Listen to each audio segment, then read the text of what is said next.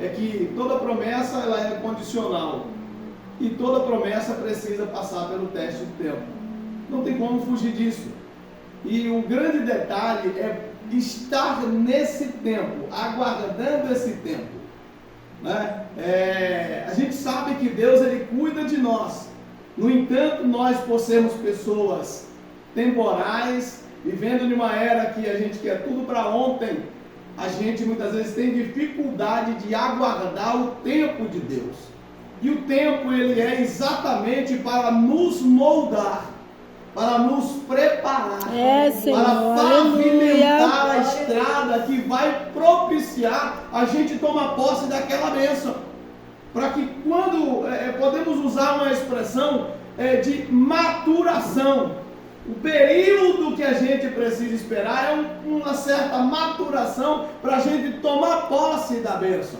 Porque falamos até ali no carro, né? Se o bebê vem prematuro, tem problema, tem que ficar na incubadora. Ninguém quer pegar a bênção e deixar na incubadora. A gente já quer pegar e já sair usando. E de preferência, sair falando para todo mundo que Deus fez. Né? Ou se não está falando, alguém vai ver o que Deus fez. Porque no fim das contas é isso que importa. É que todos possam ver, até mesmo usufruir das bênçãos de Deus. Porque tem bênção que vem que todo mundo usufrui. Né? Ela vem, é como Deus falou para Nabucodonosor: te fiz grande e as nações inteiras à tua volta vieram se aninhar debaixo das tuas asas. Então tem bênção que ela vem tão grande que ela propicia outras pessoas usufruírem. E a gente estava recentemente, a gente estava falando sobre a questão de a gente colocar um fogo aqui e as condições não eram favoráveis, fizemos campanha para arrecadar fundos e não foi possível. Um belo dia Deus agraciou que alguém, pastor, veio aqui cooperar com a família e olhou para a estrutura da igreja toda cheia de ferro, isso aí não tem ferro, madeira, lá dentro, tudo. E onde a gente passamos aí 8 anos. E no final daquele jejum ela falou, olha, a esposa falou, olha, vocês já tentaram? Eu falei, tá tentando, sabe? Ela falou, pode mandar arrumar que a gente vai pagar. E aí foi negócio rápido, irmão. O cidadão chegou aqui às 9 horas da manhã, 3 horas da tarde, já estava tudo pronto. O pessoal já veio, colocou luminária, deixou tudo pronto. Só está faltando esse detalhezinho aqui, ó. Só aqui para a gente lembrar que ainda faz parte da outra. Né? Eu acho que esse aí vai ficar o ano velho, ele vai arrumar para ficar ano novo, tudo novo. Mas foi assim muito rápido.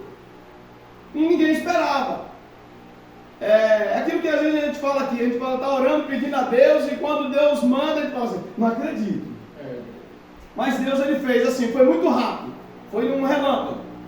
E nós, a gente fizemos em seguida o Mulheres Avivadas, né? Mulheres Avivadas não, Festividade das Irmãs, né? E veio poucas pessoas, mas a gente veio confiando no seguinte, independente da quantidade de pessoas, a gente veio para entregar tudo que a gente... Falei, Deus, entregar tudo. A gente chegou aqui, chegamos, não tem pressa para ir embora e vamos entregar tudo para Deus. E Deus recebeu a adoração. Glória a Deus. E eu lembro que eu estava ali no sonho e Deus ele ministrou o meu coração sobre a vida da missionária. Eu fiquei olhando para ela, fazia tempo que eu não via. E olha que eu conheço, ela mora do lado, praticamente do lado da minha loja ali. Eu subo ali e já está na casa dela. Mas faz tempo que nem no WhatsApp. E ela falou, convidei a missionária Maria. Ela veio aqui e tal. Ela começou a orar aí, Deus tomou ela, já na oração, entregou o que Deus mandou. Quando no finalzinho para a gente orar, eu entreguei o que Deus havia me mandado. Eu sentia literalmente que Deus ia fazer algo extraordinário. Cheguei a falar aqui, falei, missionário, eu não sei que área não sei quando, nem quanto, mas o que eu senti aqui é que Deus vai fazer algo extraordinário. Glória a Deus. Meu irmão, eu só tenho uma missão, entreguei, tchau, estou igual aquele profeta, entrega aqui e já sai correndo aqui. E nem entra em detalhe, nem adianta mim, irmão, nem eu sei. Só sei o que eu falei até aqui e pronto. Irmão, não demorou uma semana? Os irmãos viram aquele áudio, o áudio da missionária que ela mandou, Eu estava na hora que eu recebi só a frase assim, eu nem tinha escutado o áudio, já estava entrando no ministério lá no meio da marginal. Eu falei, Jesus, vou me segurar aqui. Ela falou, já mandando um texto de agradecimento, de algo que Deus fez. Eu falei, olha, tem coisa boa chegando aí. Irmãos, e ela falou, não falou a nível de valores, mas ela estava com uma situação que não podia resolver de jeito nenhum, não sabia como. E olha que ela trabalha no emprego, o marido trabalha em 2, para garantir. E não tinha como resolver. E Deus resolveu assim, ó. Glória a Deus. O dia que eu gravei um vídeo aqui, eu falei, o que era 4 mil reais para Deus? E eu coloquei um corte no YouTube que deu uma confusão tão grande. 3 mil visualizações em alguns minutos. E 15 comentários ruins lá. Depois o pessoal parou que eu coloquei o vídeo inteiro. Eu coloquei o corte só para ver no que dava mesmo, né? Porque quando fala de dinheiro, o pastor falando de dinheiro, dá uma polêmica no YouTube. E, irmãos, e a gente pôde perceber, de fato, quando Deus quer fazer, não importa a quantidade. Ele simplesmente vai lá e faz e soluciona. E ela ficou tão feliz que foi lá, pediu para mandar o Pix da igreja para fazer uma oferta de agradecimento. E fez a oferta. E a gente vê o cuidado realmente de Deus. Né? Daí Vitória também, que estava aí preocupada, que não tinha roupa, e o bebê vai nascer, e eu não ganhei nada. E quando um culto, Deus já mudou a história. Num culto ela saiu daqui com tanta roupa, que não sabia nem quantos meninos ia ser para colocar em tanta roupa. Levou o carro mais cheio para casa de roupa. Então, meu Deus, Ele cuida de nós. E a única coisa que nós precisamos fazer é descansar nele. Sei que às vezes a gente tem dificuldade, mas a Bíblia diz, deleita-te também no Senhor, e Ele concederá o que deseja o teu coração. Entrega o teu caminho ao Senhor, confia nele, Ele tudo fará. Tá certo? Nós temos falado há alguns dias aqui sobre a importância de valorizar a palavra. O que o crente deve valorizar? E uma das coisas que nós mais falamos foi valorizar a palavra. Também devemos valorizar a oração. Orar e também a ação, né? Quer dizer, tem coisa que ele te ora, mas também tem que agir. E por fim, nós também não podemos deixar de valorizar a obra missionária. E nós falamos de uma sequência, por quê, irmão? Porque a igreja de Deus, como foi dito aqui, que é coluna e firmeza da verdade. Se tem alguém que se relaciona com a verdade, que conhece a verdade e que pode falar da verdade com verdade, é a igreja. E se tem alguém que tem a responsabilidade de não omitir e nem mentir, é a igreja. A Bíblia diz, conhecereis a verdade e a verdade vos libertará. E essa verdade que liberta é Cristo. Então, os irmãos, massificamos até a questão de se relacionar com a palavra. Por quê? Porque a palavra é viva. Não é qualquer palavra. Não é a minha palavra. É a palavra de Deus. Que conforme João detalhou no capítulo 1 do Evangelho, que leva o seu nome, o Evangelho de Jesus, que leva o seu nome, ele diz que ele está desde o princípio, que ele é o verbo. Fizemos aquela conexão, né? O verbo é quem dá o movimento a uma oração, uma frase, um texto. Tirou o verbo, acabou. Você não sabe mais do que se trata. Você não consegue determinar o tempo, quando foi, para quem foi. Você fica perdido. Isso mostra que a Bíblia diz que Jesus é o mesmo ontem, hoje e eternamente. É o único que se encaixa no começo, no meio, no fim.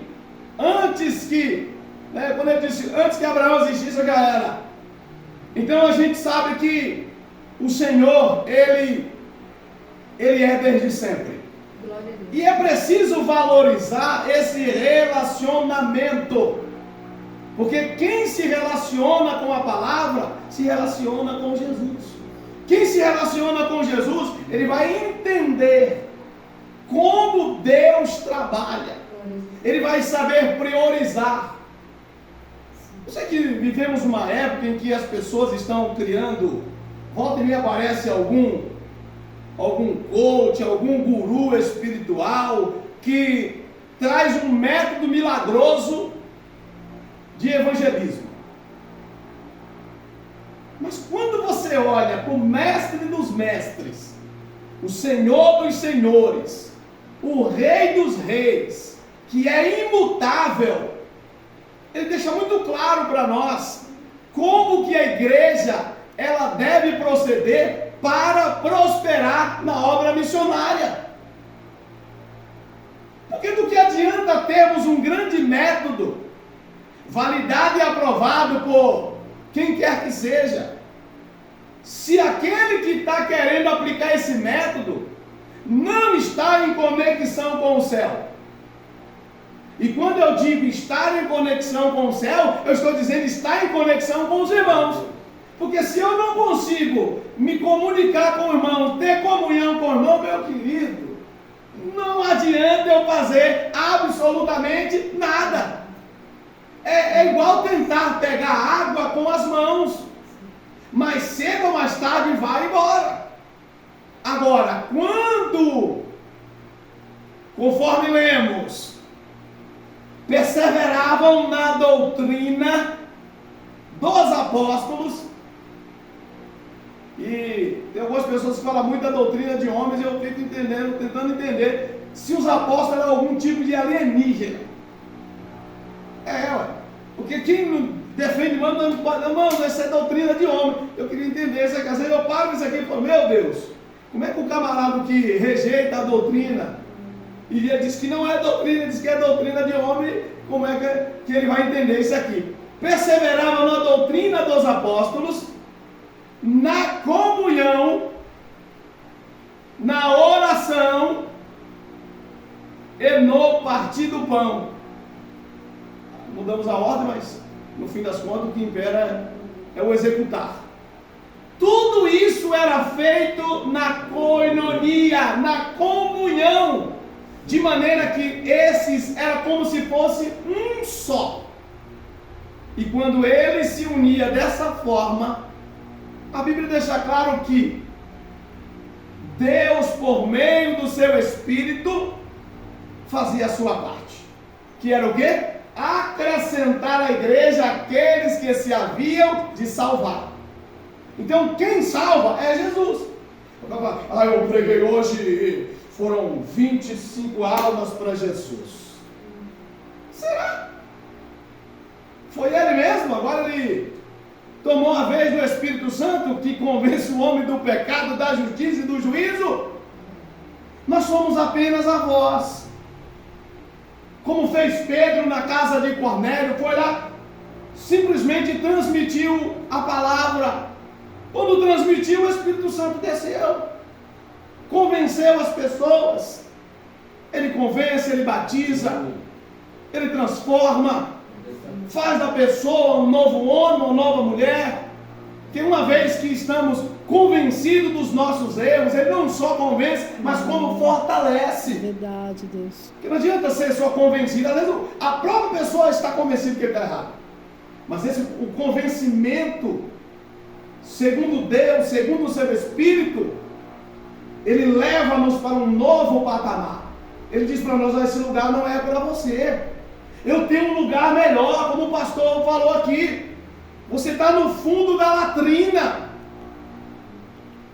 Talvez até você provocou esse momento, mas eu tenho algo novo, porque a graça é isso. Aleluia, eu creio. A graça é escandalosa. Aleluia. A graça pega o camarada que merecia a forca e fala assim, eu te dou uma chance. Se você quiser, você sai do fundo da lata do lixo e você vai se assentar com os príncipes. Glória a Deus. Isso é graça. A graça, quando ela chega, ela causa até desconforto para alguns. Porque tem gente que não aguenta. Quando você vê um histórico de um cidadão que tem uma lista de 1 metro ou mais de coisas erradas que ele fez, e ele chega diante da graça, e a graça rasga tudo aquilo, muitas das vezes eles ficam, como?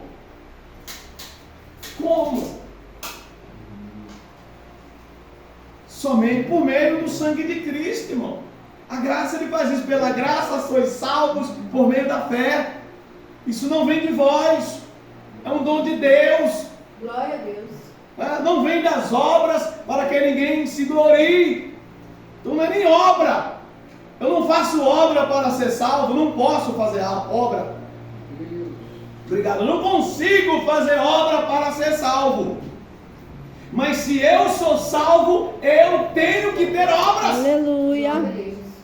Olha que coisa interessante, parece até filosofia. Eu preciso ter obras. Como disse Tiago, né? Tiago, quando indagaram Tiago sobre a fé, Tiago, ele disse: tu tens fé? Tá bom, faz bem. Crê muito? Creio. Os demônios também creem. E eles até creem. Se fosse parafraseando, Tiago diria assim, eles até creem mais do que nós. De maneira que eles creem a ponto de estremecer. Uma vez eu levantei essa questão da igreja. E eu disse: olha, a nível de crença, a gente está perdendo até para o demônio. Porque ele crê muito mais que nós. Ele crê a ponto de estremecer. No entanto, ele não obedece. Sem obediência não adianta ter crença. Ele não tem como, ele não volta. Esse é condenado, esse não tem como ele voltar. Ele é obstinado. Então já é uma decisão deliberada que não tem como ter um retrocesso, né? Então, Tiago diz assim, mas então faz o seguinte: mostra para mim a tua fé agora, assim, no cru assim, fala aí, mostra aí. Sei lá, você vai fazer o quê? Sacar uma carteira e tirar uma nota de fé? Né? Ele diz: mostra a tua fé para mim, sem nenhuma obra, que eu mostro para você a minha fé pelas minhas obras. Olha que coisa linda. Porque a obra testifica. Você fala que você crê e você mostra o milagre, né? Se fosse no Nordeste, já eu matei a cobra e aqui está a cobra morta e o pau foi esse aqui, né? Então é dessa forma. Então o terceiro ponto que eu gostaria de apenas pincelar aqui é sobre valorizar a obra missionária. Essa igreja, a igreja de Cristo, ela é uma igreja conclamada a fazer missões. O capítulo 1 de Atos e o verso 8, o Senhor Jesus massifica sobre isso. Ele deixa uma ordem. O Marcos 16, ele diz que é dever da igreja ir por todo mundo pregar o evangelho a toda criatura. Existe até uma frase que no passado usávamos muito, que era: missão se faz com os joelhos dos que oram, com os pés dos que vão e com as contribuições daqueles que contribuem. Tem gente que é as mãos que contribuem. Então, às vezes você não tem como ir, mas tem como bancar a obra. Às vezes não tem como bancar a obra, não tem como ir, mas tem como orar também, Então é um conjunto. Capítulo 1 de Atos, verso de número 8, ele diz assim, mas recebereis a virtude do Espírito Santo, que há de vir sobre vós, e ser-me-eis testemunhas, tanto em Jerusalém, como em toda a Judeia e Samaria e até os confins da terra.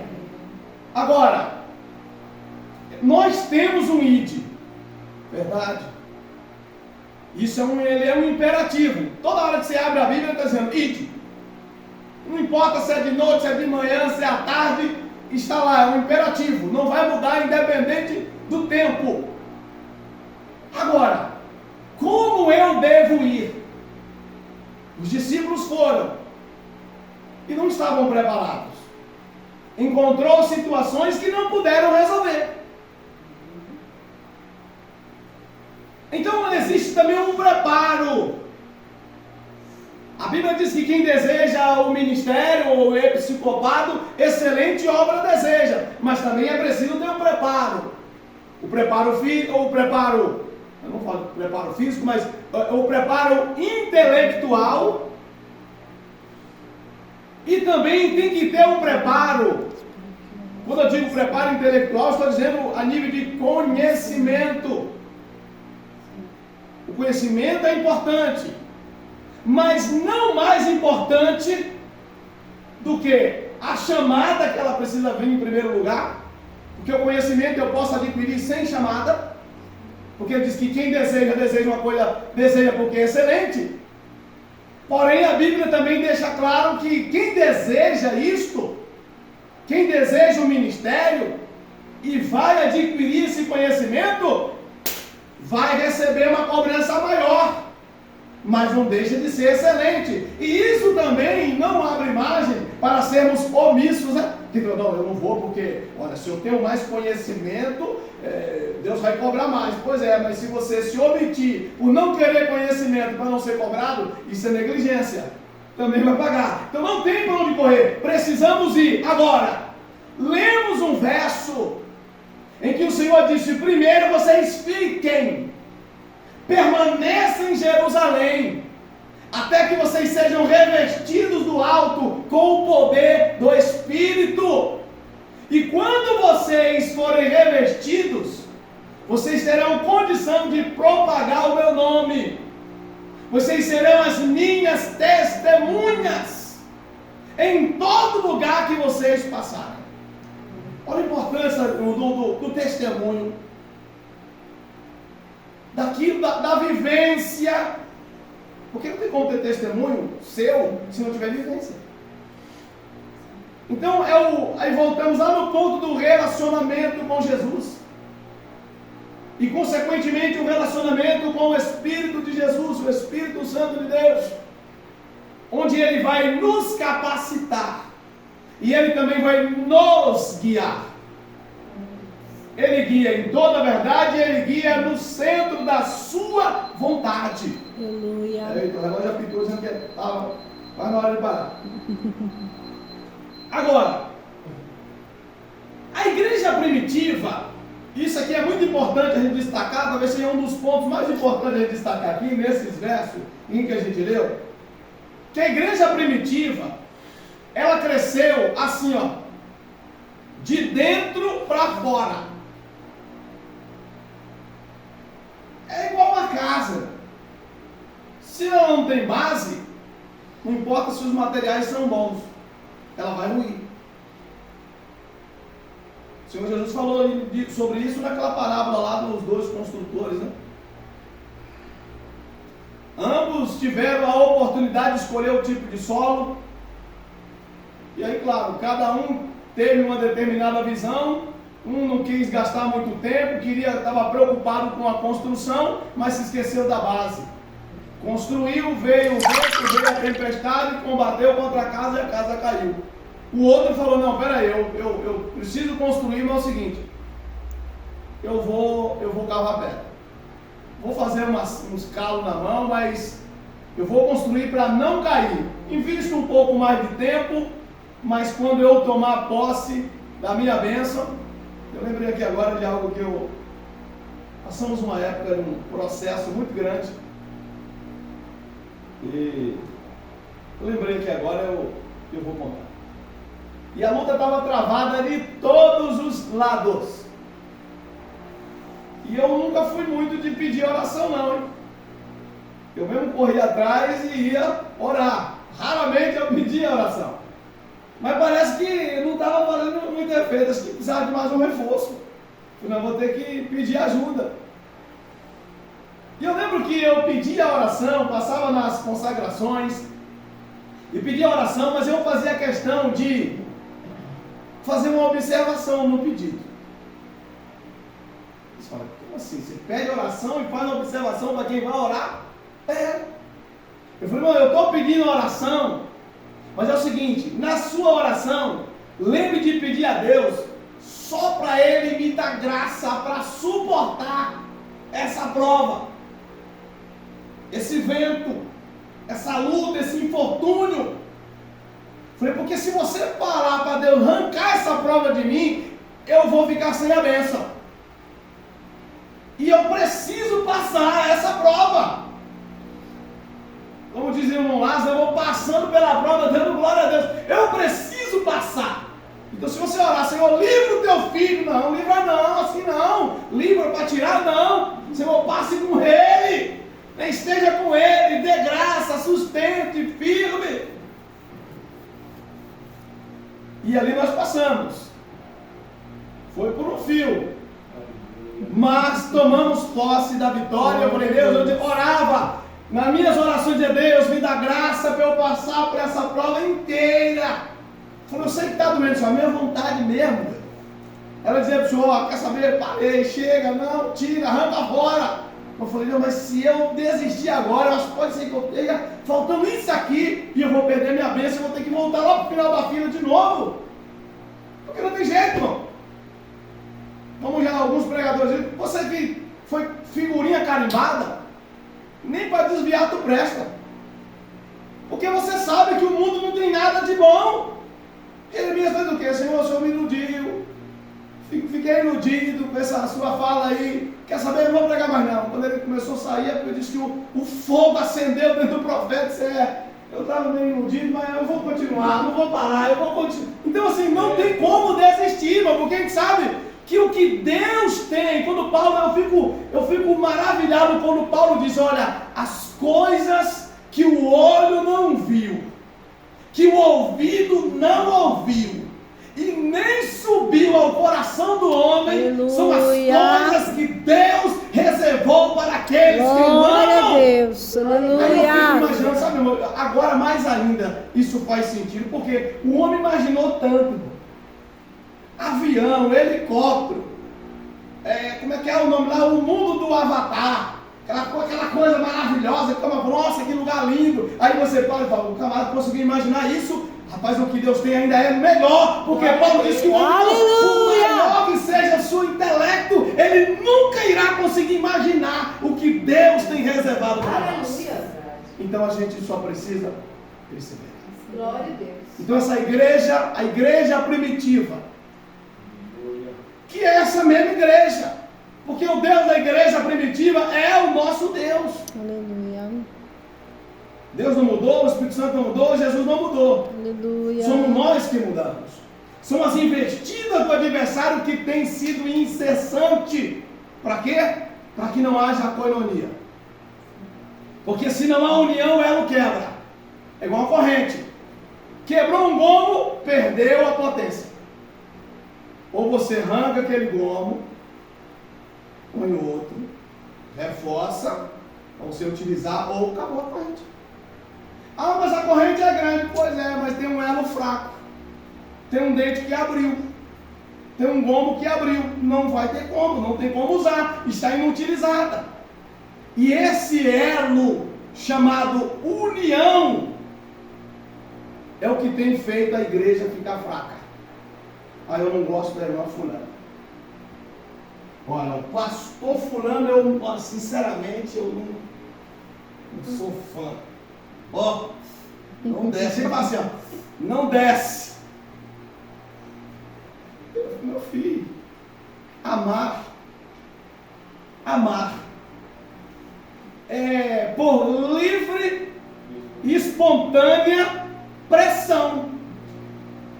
Ah, por quê? Por que pressão, pastor? Porque se eu não amar, eu não vou para o céu. Então, a pressão é sobre mim. Eu faço uma analogia sempre aqui. É como se você pegasse você mesmo, como mamãe e papai fazia, né? Quando a gente fazia uma traquinagem, minha mãe não pegava na minha orelha não, porque eu tenho um sério problema de pegar aqui, por brincadeira, eu fico, dá um negócio aqui, eu nunca pegou na orelha. Mas, às vezes pegava aqui assim, pelo colarinho, e quando você queria mostrar um negócio que a pessoa dizia que não viu, ele pegava e levava lá daqui, aqui.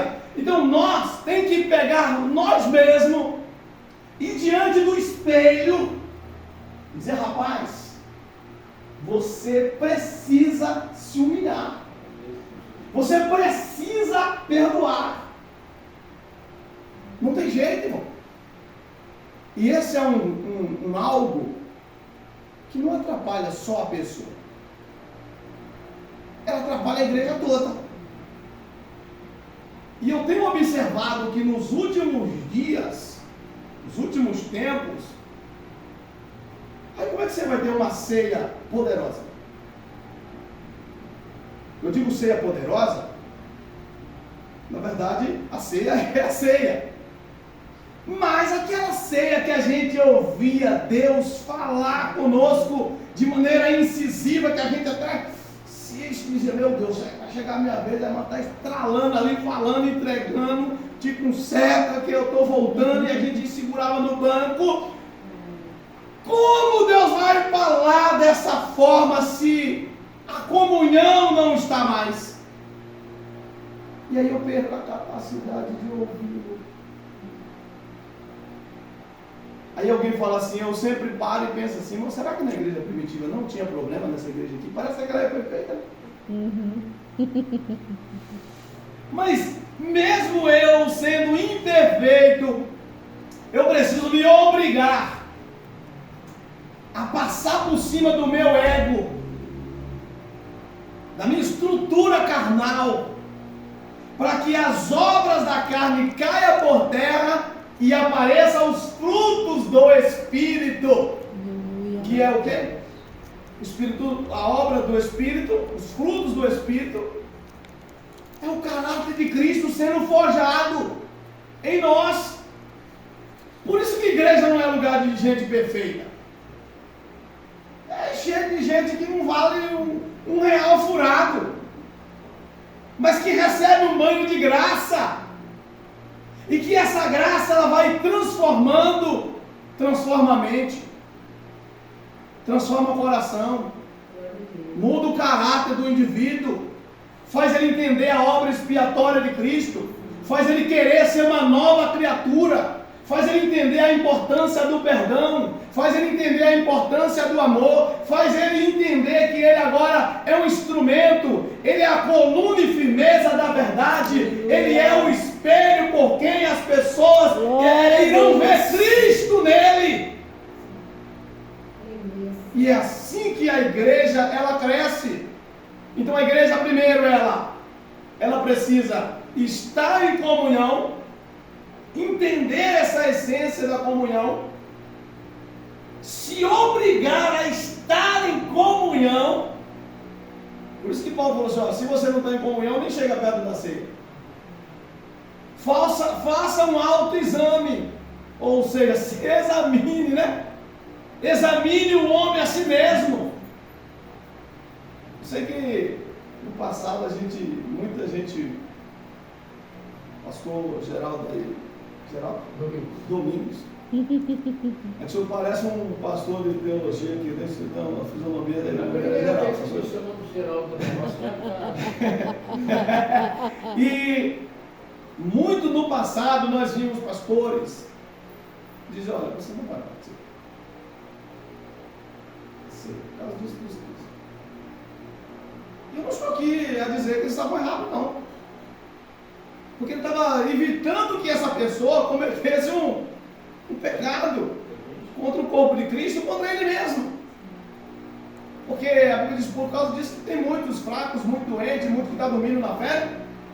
Mas se eu não tenho essa capacidade de me autoexaminar, não vai adiantar outro querer me examinar. A responsabilidade ela é individual. Por isso que a Bíblia adverte para a gente não deixar de congregar.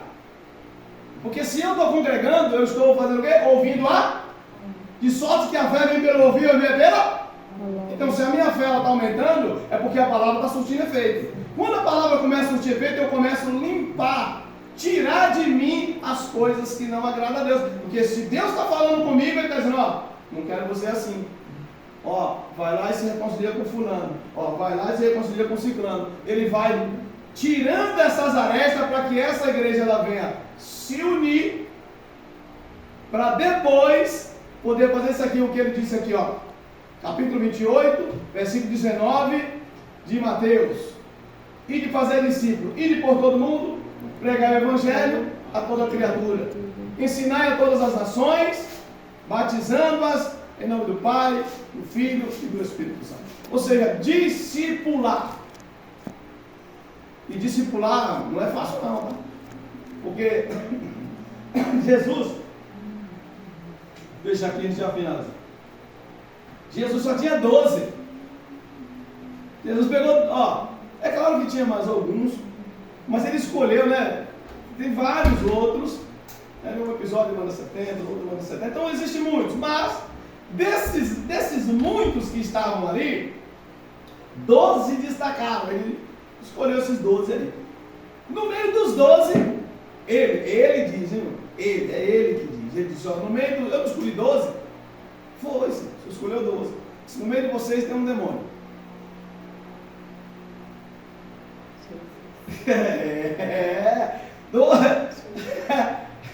Então assim, roupa, 12 jovens. Um não estava estragado. E a gente aprende muito com essa questão, porque Jesus, e eu sempre uso essa frase aqui, irmão, qualquer pessoa pode se tornar nosso inimigo, mas nós não podemos se tornar inimigo de ninguém. Isso não é uma tarefa fácil não, tá? É mais um papel para a gente se obrigar. Por quê? Porque, veja bem, Jesus, ele sabia que Judas ia trair, sim ou não? Sendo ele onisciente. Sim. Sabia. Só que a graça não é para todos.